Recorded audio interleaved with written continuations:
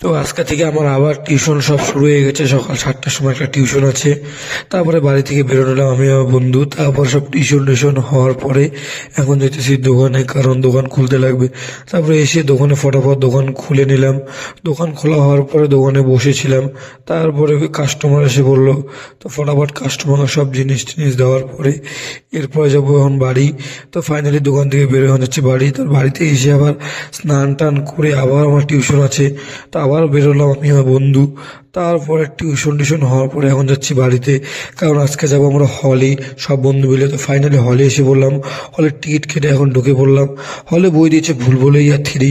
তো ওগুলোই দেখছি সব বন্ধু মিলে, এখন সবার পরীক্ষা শেষ হয়ে গেছে। তো আমরা টোটাল 4 জন এসে গেছি। তারপরে সব বই টই দেখার পরে বাড়ি থেকে একটু মুড়ি নিয়ে এসেছি, ওগুলোই খাচ্ছি। তারপরে খাওয়া হওয়ার পরে বই টই সব শেষ হওয়ার পরে এখন যাই বাড়িতে। এই ভিডিও যদি ভালো লাগে লাইক কমেন্ট শেয়ার অবশ্যই শেয়ার সাবস্ক্রাইব।